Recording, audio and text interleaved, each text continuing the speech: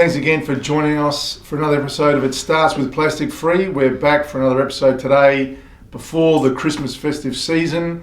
And our episode today, Corey, is about avoiding waste over the Christmas period. Yeah, this is a good episode, Phil. We're covering something positive today, which is moving forward with the reduction of plastic in our households over Christmas. And it's always a time of the year, I've got to admit, sometimes having Christmas at home, family, people over, and then when you get to that bin or the end of the day, and you just see a whole lot of crap that's just been collected, and it's like the guilt trip happens. I know in my house, I reckon like a normal bin takes a long time to fill, and it's a smaller size bin, and I remember on Christmas Day bringing out the big 240 litre gar bag in years gone by, and it is a bit of, oh geez, what are we throwing in here? When you got lots of family members over, and I'm going to be guilty of this, you don't want to be doing dishes all day, and you don't want to fill up the dishwasher. And so you tend to go with the disposable plates, and I said to my wife recently, we've got to stop that and make sure that we're going to go through the pain and clean the dishes and make it work, because it's, even if they're compostable packaging, it's still waste that can be avoided. Correct. Yeah. All those little changes, we'll talk about some of them today, are just small steps we can all take to have a huge impact on this plastic waste crisis. So the simple wins over Christmas, let's start with probably gifts and wrapping. Wrapping is the obvious one. Yeah. But in terms of wrapping, paper is the best choice. Yes. And actually, I know people go, I don't want to be a tight ass and use what I had last year, but can I keep some of the packaging or the wrapping from last year and rewrap it? Because especially if you've got young kids in the house, that wrapping sits under that Christmas tree, and then within seconds it's just torn and it's gone. Yeah. And if you can reuse wrapping from previous years or something that can definitely be recycled, there's a win. Yeah, for sure. Now, I should have given on the stats, man. I should have researched this, but cellophane, what is cellophane made of? Well, it's a plastic material, and someone out there might be a plastic expert that can drop us a line, but no, cellophane definitely is. Yeah. One thing I actually read which was really clever, and I had this from a creative gift once, but I got given chocolates with a scarf. Yes. And they wrapped the chocolates in the scarf with just a ribbon. Yes. So it was clever. It was creative because they were showing me the scarf. It was a soccer scarf at the time. But the thing was, it avoided wrapping. And I thought, how clever is that? Like, you could pick a gift for loved ones, or whether it could be things that might be, a beanie, a scarf, a towel, beach towel they might be given, and you put gifts in that. And it just might need a bow or a ribbon, and then the ribbons, etc., we can always keep using. Yeah. But just avoiding I think now when you go out and you're buying gifts, the first thing is, can we wrap this for you, sir? Yeah. And I still love receiving bottles or gifts in a bag. And a funny story, I had a mate of mine that gave me a bottle for birthday once in the bag, nice wine bottle. And so I thought, okay, I'm going to use that bag again. And when the night we were going to go and give it to someone, I actually, inside the card, it had "Happy Birthday, Frank." So he obviously reused it from another gift. But at the time I thought, he's giving me a second hand-me-down. But it's clever. And these days I don't think we really care, because it's holding something temporarily. We don't have to go to all this waste. But those sorts of wraps and ways of packaging items that can be reused is really clever. Or a cardboard box that you might be able to use again. Yeah, I've got a cupboard at home full of like the wine sleeves and so forth, which are all, if you get a bottle of wine this Christmas, mate, chances are I've received it as a gift. And I'd love you a wine and a gift, no problem at all. All right, now, go with it. Well, I'll just cover one. I mean, we all know this one, and this just keeps rearing its ugly head, but again, the stats don't lie, which is just amazing. But plastic bags when we go shopping. We still just have to remember to take our plastic bags when we go shopping. A reminder, why are we even talking about this? Plastics are made from non-renewable resources such as crude oil, gas and coal. According to Clean Up Australia, there is enough petroleum to power a car for 1 kilometre that goes into the production of 9 plastic bags. How many is that again? So you can power a car for 1 kilometre, equivalent goes into the production of 9 plastic bags. Wow. Yeah.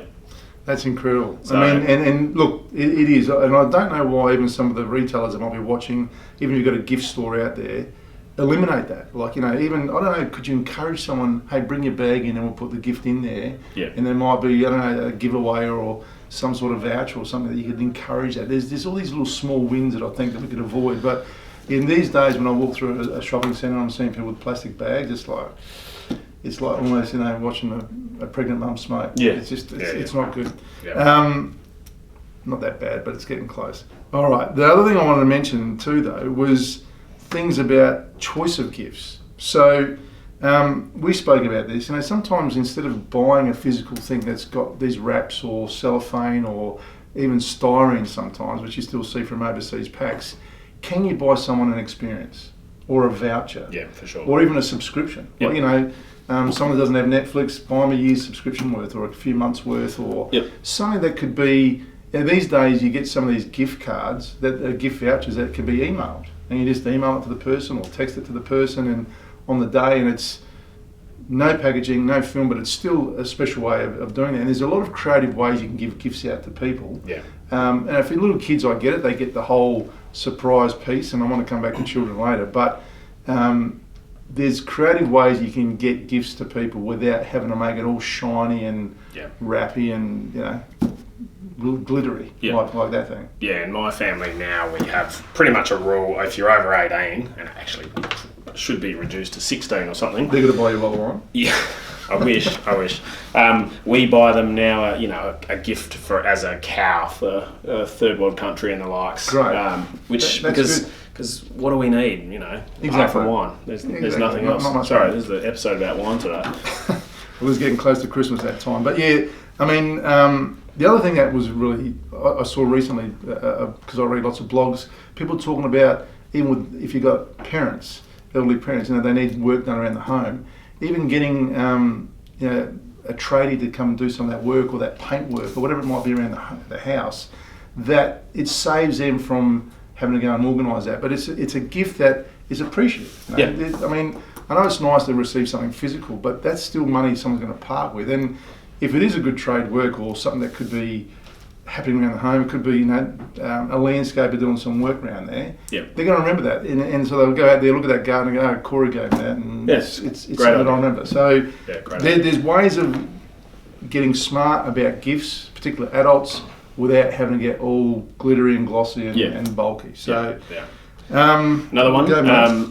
The produce bags that when we go shopping and put our fruit and vegetables in, the produce bags that we buy, which are mostly plastic. In my supermarket, if in the organic section, they're compostable compostable produce bags, but they're plastic in the rest of the produce section.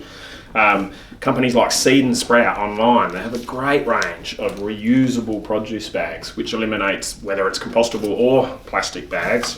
Better to use a reusable produce bag if we can. Again, Australian studies, Australian plastic flows and fates, 1 billion of these were used in 2021 in Australia alone. So, an easy, avoidable plastic.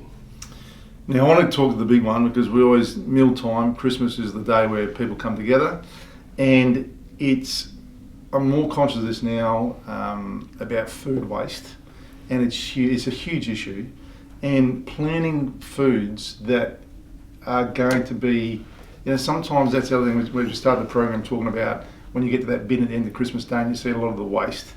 And I get it when it's, prawn heads or oyster shells that might have been shelled and they're gone, but when there's actually food that's just been thrown away because of excess, plan the foods that that might be able to hang around for another day or two. Like turkey's great, pork's great, whatever the meats are if you're going that way, but not that it's going to. Seafood's obviously one that's a little bit dodgy at times, because if there's any leftover, can you eat it? And there's nothing worse than throwing food out when you've got people around the country, the homeless, etc. That is that guilt, but the food waste that's out there is an environmental impact. Yes. So we need to think about the planning of that. And are we selecting foods? And when it gets to desserts, etc., do you go with the biscuits or the cakes or the puddings that will hang around a few days, or is it something that's cream that if it's not eaten then it's gone, and then you get people are that full after lunch, and you've had it outside on a summer's day and it's gone, and it can't be used and it just gets dumped, and it's there for a good look and a few photos, but it becomes food waste. And I think it's really important to teach kids that as well. That why we choose certain selections in terms of the planning to avoid that, because it's a conversation starter all the time. And especially the nighttime meals. I know with our family do the daytime lunch, and then it gets to night, you've either gone to a family member or you've got people coming over, and it's just another pile on. Yeah. So, food waste is really important to be focused on. Yeah. We have a few sensitive relatives that do throw away a lot of food, which drives me absolutely insane. And then we take the other path in our family, which we have a term called iron guts, which is not really the case at all. But 5 days later, we have no issue in eating leftovers. Yeah. And guess what? We never get sick. And that's what I'm so pleased to see some new movements out there, like milk these days. They're saying you can actually sell milk, around that date. It doesn't have to be tossed because of the use-by date. Yeah, correct. And there's this best before instead of use-by and so forth. So, and that's really good in terms of what you're selecting, the best before date instead of a use-by date. Yeah. Cheeses and sort of all the other dairies that you might be having at the table. Yeah. I'm going to just throw one in which comes up about batteries. Now, I know batteries aren't given as gifts, but there's data now that shows that a lot of the waterways are contaminated from leaking batteries that end up in landfill. Yeah. And a lot of that stems back around that December, January period. It really heightens up because there's all these batteries that are thrown out.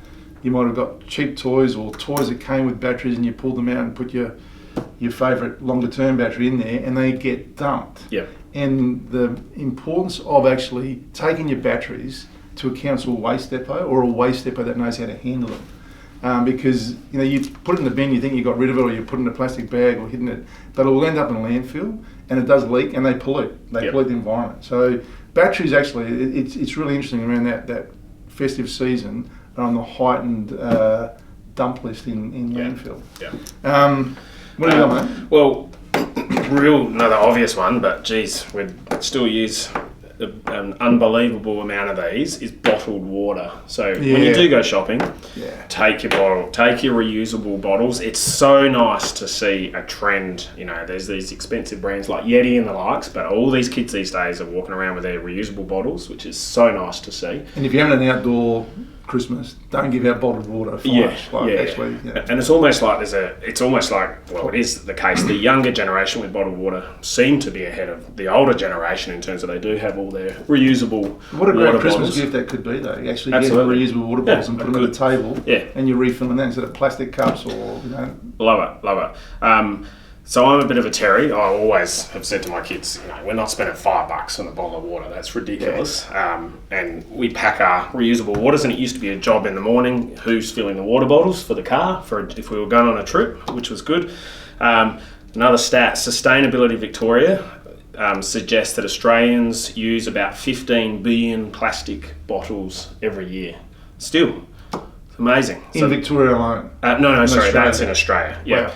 Most of these end up in landfill because our recycling rates are still quite low. It's improving very quickly in Australia, which is good. Or our waterways. Another funny stat, takes 3 litres of water and 250 mils of oil to produce 1 litre of bottled water. Well, I'm going to come back to that one because when we have that episode about microplastics, that's going to come into that because that's a shocker. But the other thing I want to make mention of, my kids are older now, but still use it to reinforce, but with younger kids, Christmas is a really good time to teach kids about recycling and reusing. And on the day, even having, if you've got your own children or you've got family members, having a little bit of a contest of who can make up a pile of recycled things that they might have unwrapped from gifts that were handed out on the day, and what can be recycled, what's got to go to landfill, and then actually physically identifying this is a recyclable pile. This stuff is going to go to landfill. Next year, how can we change that so this recycled pile is higher and the stuff going to landfill, soft plastics, etc. Because once kids are aware of that, they'll also encourage the parents on what gifts to choose and how they want it. And this changed the mindset. And we need to do this because landfill and plastics is a major issue which we keep harping on about. But Christmas is a great time because you've got people together. It's almost like you can guilt the adult, and kids are really good at that, guilting the adult into good action. Yeah, I had a chat last night actually, just when we were going through this and looking at some areas around Christmas where we could save plastics, and we've already made a lot of changes at home, which is great. But I was just suggesting, let's commit as a family to make one change a month or a week, which is a very deliberate change in reducing our plastic waste in the house. So if you've got any other suggestions you'd like to throw away, leave a comment about how you can reduce waste over the Christmas period, the festive season. throw them our way. New Year's is another one, but particularly the Christmas Day, it's a big one. People celebrate around the country. We don't want to dampen celebrations, but being aware of it that time of year is a great one because, as I said, we come together, we eat together, we share gifts together, we drink together, and we should be conscious of what it is that we're creating during that day amongst good times and laughs, but you want to avoid that issue of waste. Don't forget to subscribe, ring that bell, we'll click on that bell for notifications. Corey, to the next episode of It Starts with Plastic Free. Look forward to it. Merry Christmas.